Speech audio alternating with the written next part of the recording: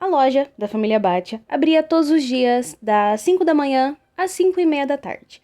Mas no dia 1º de julho de 2018, a loja não abriu. Às 7 horas da manhã, tinha alguém na porta querendo comprar leite, mas ninguém apareceu e ninguém também atendia o telefone. O vizinho foi até a casa da família para ver o que estava acontecendo. Ele subiu as escadas e ele bateu na porta. E quando ele bateu, ele percebeu que a porta estava aberta. Ele bateu, mas ninguém atendeu. Quando ele entrou na casa, a última coisa que ele esperava ver eram 9 corpos pendurados. No teto tinha uma grade de ferro e presos a essa grade estavam lençóis e saris coloridos e neles estavam os corpos pendurados. Além dos 9 corpos, tinham mais 2 mulheres, uma estava do outro lado da sala e a outra estava caída no chão em outro cômodo perto da cama. Os vizinhos viram aquela cena e eles chamaram a polícia. A descrição da polícia sobre a cena do crime foi de que eles estavam parecendo uma figueira, porque tinham os panos coloridos segurando eles e eles estavam pendurados e perfeitamente alinhados. Os olhos estavam vendados e as mãos estavam amarradas. Naquela casa morava uma família de 11 pessoas, sendo uma família formada por 3 gerações, os avós, os pais e os filhos. Narayani Devi, de 80 anos, era a avó e a mais velha da família. Ela tinha 5 filhos.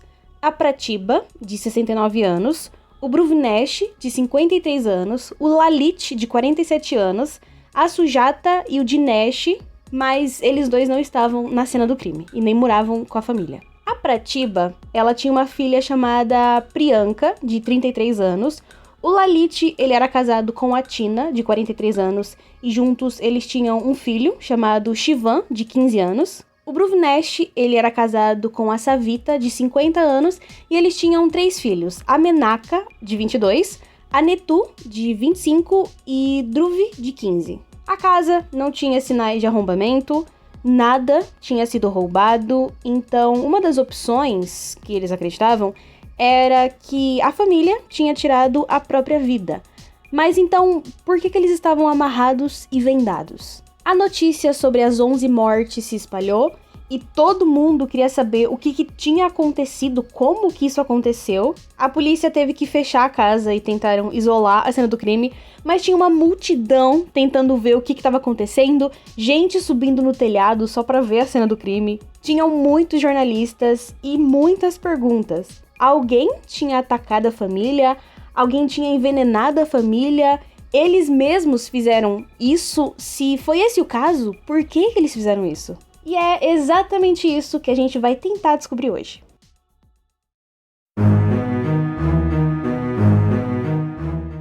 Os vizinhos disseram que eles eram unidos, muitas pessoas na vizinhança conheciam eles por causa das lojas que eles tinham. Era uma família de agricultores que se mudaram para Burari, na Índia. Ali, eles abriram uma loja, depois abriram outra loja. Era aquele tipo de loja que vende de tudo, sabe? O filho, Lalit, tinha uma madeireira e um ex-funcionário disse que nunca viu nenhuma briga na família. Eles eram bem religiosos, eram generosos, tratavam os funcionários como se fossem parte da família. As meninas da família, as netas, todas estudavam, elas eram inteligentes, tinham personalidade forte, falavam o que pensavam e foram descritas como corajosas. Antes da morte, a família deu uma grande festa para comemorar o noivado da Priyanka. A festa de noivado foi no dia 17 de junho de 2018, 14 dias antes das mortes, e eles gastaram cerca de 400 mil rúpias, que era a moeda de lá. Eles gastaram tudo isso na festa, e a pergunta era por que eles gastariam tanto dinheiro numa festa se eles pretendiam morrer? A Sujata e o Dinesh, os últimos filhos vivos que não moravam na casa, eles não acreditavam na possibilidade deles terem tirado a própria vida porque não fazia sentido para eles, não tinha como isso ter acontecido. Eles acreditavam que alguém tinha feito aquilo com a família deles. A polícia não descartava nenhuma das possibilidades e os jornais falavam aquilo que eles observavam. Inicialmente, a notícia que mais se espalhou foi a do suicídio em massa. Só que as pessoas não gostaram dessa notícia porque eles não acreditavam nisso. Então começaram a chamar os jornalistas de mentirosos, disseram que a polícia estava querendo tirar a responsabilidade das costas deles, porque eles não queriam investigar, e aí eles pediam justiça pela família, não sei o quê. Depois de tanto insistirem, de tanto falarem com a polícia registrou o caso como um homicídio e a investigação seguiu essa linha. Mas a polícia não acreditava na possibilidade de um homicídio. Ainda assim, investigaram como se fosse um. Na cena do crime, eles observaram os lençóis e os saris, eles estavam amarrados numa distância parecida, como se alguém tivesse colocado cada um no lugar certinho. O Bruvnesh, ele tinha tentado se soltar, ele tinha marcas nas mãos, que indicava que ele tinha tentado se soltar. Os filhos mais novos, eles estavam com os pés e as mãos amarradas, as mãos estavam amarradas com fios de telefone, nos olhos e na boca tinham fita adesiva e nos ouvidos tinha algodão. A Dev, a mãe e a avó, ela estava caída do lado da cama, ela estava meio que de lado, e tinha um lençol colorido preso no pescoço dela, assim como nos outros. A polícia numerou os corpos e levou eles para análise. Pegaram as imagens das câmeras de segurança que ficava na porta da família e na frente da madeireira que eles tinham. Eles também analisaram a cena do crime e foi a partir daí que as coisas ficaram bizarras. Olhando as câmeras de segurança, a polícia descobriu que no dia 28 de junho de 2018, a Tina e o filho dela, o Shivan, eles compraram 4 banquinhos que estavam na cena do crime. No dia 30 de junho, a câmera mostra a Tina e a Netu carregando esses banquinhos para casa. Nesse mesmo dia, às 10 da noite, a câmera mostra o Shivan entrando na madeireira e pouco tempo depois, ele sai carregando um rolo de fios. A polícia também descobriu que os saris e os lenços foram comprados no mercado. A câmera mostrou que ninguém, além dos 11 membros da família, entrou na casa naquela noite. Na casa, a polícia encontrou um potinho com cinzas, um tipo de santuário com imagens e objetos e potes, e isso indicava que teve um tipo de ritual na noite do crime. Perto desse santuário, tinha um diário, a polícia verificou a casa toda e eles encontraram 11 diários. O mais antigo era de 2007 e o mais atual era de 2018. Nos diários, a polícia descobriu sobre um ritual chamado Bad Pojá e ele tinha que durar 7 dias. Bad é uma árvore, ela tem cipós ou raízes que ficam penduradas e o texto desse ritual dizia que eles tinham que ser como raízes que ficam penduradas nas árvores. O ritual foi escrito uma semana antes e tinha a hora exata em que eles precisavam fazer esse ritual, que era 1 da manhã. Essa é uma das descrições nos diários. Fazer o ritual Bad por 7 dias seguidos. Se alguém visitar a casa, deixem para o dia seguinte. Nada deve estar visível. Usem pouca luz, os olhos devem estar totalmente fechados. Devem amarrar as vendas corretamente, amordaçar a boca com um lenço, não devem pensar em nada, nada além do infinito. Em pé, em posição de sentido, imaginem os galhos das árvores envolvendo o seu corpo. Façam o ritual com união e determinação. Isso ajudará a se arrepender dos seus erros.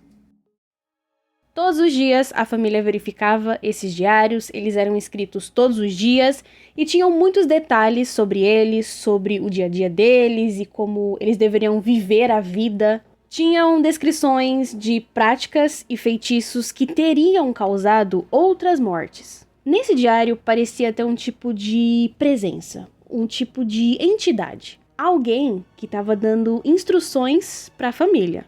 Essa informação dos diários vazou. E o caso não era mais um caso de homicídio, agora era um caso místico.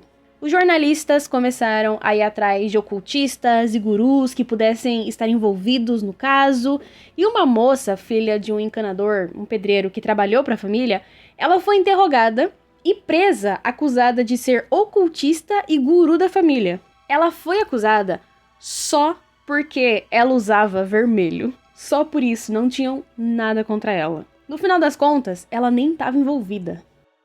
Depois de descobrirem sobre os diários e o ritual, agora a polícia precisava saber quem tinha escrito aqueles diários. Antes de falecer, o marido da Dev, ele era o responsável pela família, o patriarca, como eles chamam. Ele cuidava de todo mundo, ele cuidava da casa, dos filhos, tudo que ele falava era lei. Até que ele faleceu e outra pessoa teve que assumir o papel dele. E tinha que ser um homem, não poderia ser uma mulher. Essa pessoa foi o Lalit, e apesar de ser o filho mais novo, ele era o mais responsável de todos. Era ele quem cuidava da família, das crianças, as crianças obedeciam a ele era quem organizava tudo, ele quem fazia todas as festas, ele era o líder, o novo patriarca.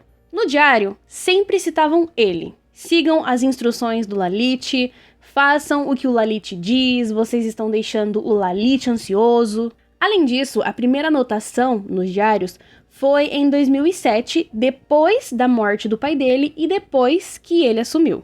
Os diários também falavam sobre visitas do falecido pai ao Lalit. Eles dois, ao que parece, conversavam em sonhos e o pai estava dando instruções para ele.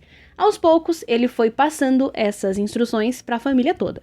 A Netu chegou a dizer para os vizinhos que o tio dela estava possuído pelo espírito do avô. Quando o Lalit estava possuído, a voz dele mudava, ele agia e falava como o pai dele. A partir desse ponto, todo mundo acreditava que o avô, o antigo chefe, o antigo patriarca da família, era o responsável por eles, mesmo depois de morto.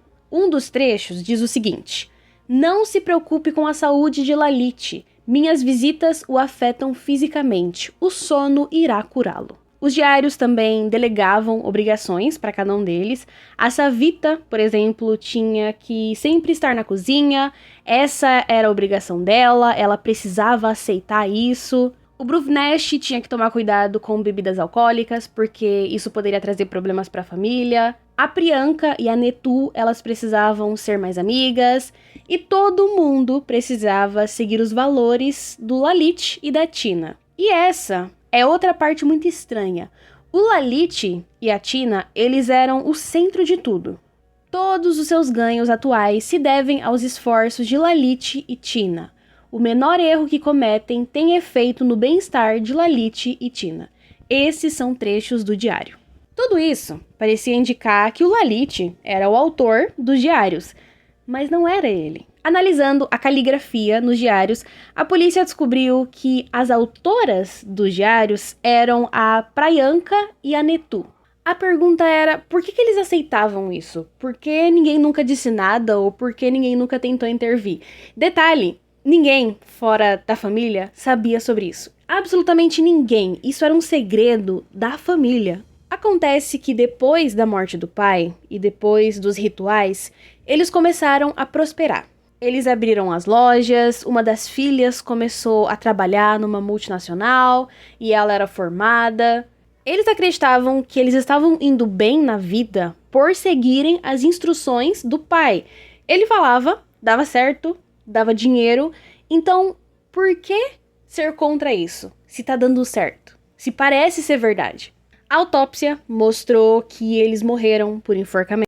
No caso da avó da família, ela foi um caso de enforcamento parcial. O diário explicava que por ela ser idosa e por ela estar acima do peso, ela não podia fazer o ritual em pé no banquinho como os outros membros da família. Ela tinha que fazer esse ritual deitada. Por isso, o lenço dela, o lençol, o pano, enfim, estava amarrado no pescoço dela e amarrado à porta do guarda-roupa. Ela tinha marcas de lesões no corpo. Então, não se sabe se alguém segurou ela e obrigou ela a fazer o ritual ou se ela fez por livre e espontânea vontade. E o mesmo vale para as crianças, o menino de 14 e 15 anos. Eles estavam bem amarrados, bem forte. Então, não tinha como eles se soltarem e não se sabe se o pai deles convenceu eles a fazer isso ou se eles foram obrigados a fazer isso. O único que tinha arame nas mãos, diferente de todo mundo, era o Lalit. Os outros, eles tinham fio de telefone. E ele e a Tina eram os únicos com os pés soltos e as mãos mal amarradas. Então, é possível que eles tenham sido os últimos a finalizar o ritual e os últimos a morrer. Se outros membros ajudaram eles a amarrar, se alguém foi contra, se alguém tentou fugir, não se sabe. Não se sabe. A crença desse ritual era de que o pai da família, o patriarca lá, fosse aparecer para salvar eles. Essa seria tipo uma elevação espiritual. O diário dizia que o ritual levava de 5 a 15 minutos e que um deles seria o responsável por amarrar todo mundo. No caso, eu imagino que seja o Lalit. O pai, que falava através do filho, disse para deixar um copo de água perto deles e que o chão ia estremecer e que o céu ia se abrir, mas que não era para ninguém se preocupar ou ficar perturbado. Que quando a cor da água começasse a mudar, ele apareceria para salvar todo mundo. Em uma parte do diário, diz que eles iriam ajudar uns aos outros a se soltarem, então eles fizeram esse ritual, mas eles não esperavam morrer. Eles acreditavam que iam sobreviver. Procurando uma resposta psicológica para isso, a polícia analisou o passado do Lalit. Ele foi atacado na madeireira em que ele trabalhava, e ele e outro funcionário, eles brigaram por pagamento ou alguma coisa do tipo, e ele foi atacado, bateram muito nele, trancaram a madeireira e tacaram fogo com ele dentro. Quando ele acordou, ele estava preso porque tinha caído uma madeira em cima dele. Ele pegou o celular e ligou pro irmão dele e explicou o que estava acontecendo. Acontece que ele inalou fumaça e por esse motivo ele ficou sem voz. Ele só falava com as pessoas através do papel, ele escrevia e mostrava. O filho dele nasceu e ele ainda não falava com ninguém. Mas o problema dele não era físico, não foi alguma coisa que aconteceu, que machucou e por isso ele perdeu a voz. O problema dele era psicológico. Ele não tratou o estresse pós-traumático dele, então não falar era um tipo de mecanismo de defesa, porque falar lembrava o trauma e por isso ele não queria falar. Depois de sair do hospital, a recomendação era de levar ele a um psiquiatra para tratarem ele, para ver se estava tudo bem, o que estava acontecendo com ele, mas ninguém nunca levou ele num psiquiatra. Depois disso, veio a morte do pai dele, então foi trauma atrás de trauma, atrás de trauma, e ele nunca foi tratado, ele nunca conversou com ninguém, ele só voltou a falar um ano depois. E é possível que o caso dele seja um caso de psicose. Um dos sintomas da psicose é ouvir vozes. E o Lalit dizia ter conversado com o pai, ter visto o pai em sonhos e acreditava estar possuído pelo pai. No final das contas, se formou um tipo de seita dentro da família, onde o Lalit era um ser superior que invocava o pai e tinha poderes, entre muitas aspas. E eles não conversavam sobre isso com ninguém mesmo. As crianças de 14, 15 anos, eles não comentavam sobre isso, eles não falavam sobre isso. Então era uma coisa muito intensa e presa dentro da família. A prova para eles de que essas crenças estavam certas era que sempre que o pai, fantasma, falava alguma coisa, dava certo. Então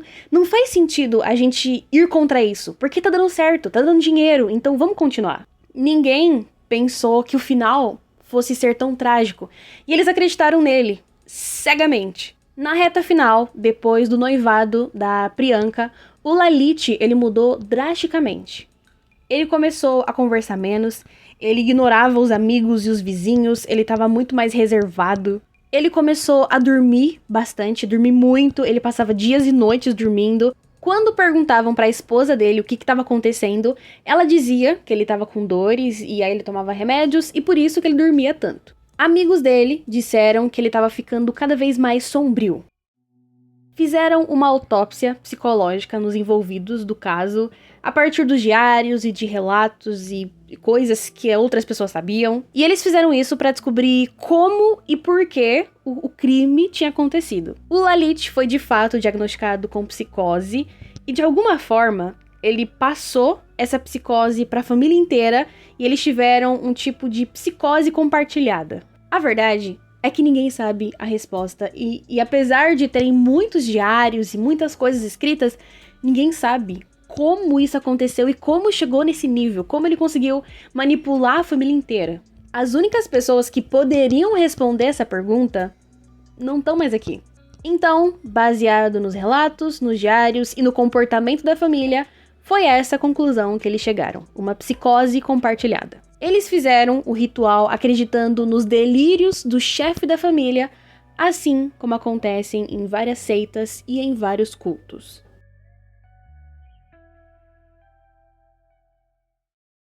A minha pesquisa desse caso foi inteiramente baseada no documentário que tem na Netflix. Então, se você quiser mais detalhes, ou quiser saber mais alguma coisa, ou quiser assistir o documentário, é só você ir lá na Netflix, que tá lá o nome... Eu esqueci o nome... O nome é esse aqui que eu vou mostrar. Esse aqui. São 3 episódios, 1 hora cada. Então, se você quiser assistir, se você estiver disposto, tá lá. Qualquer dúvida, é só você assistir que lá responde. Muito obrigada se você assistiu até aqui. Voltei das minhas férias de uma semana. Mentira, não era férias, mas não era. E estamos aí para mais um mês. Não sei o que nos aguarda, nem o que nos espera, mas eu agradeço pela sua companhia e pela sua audiência.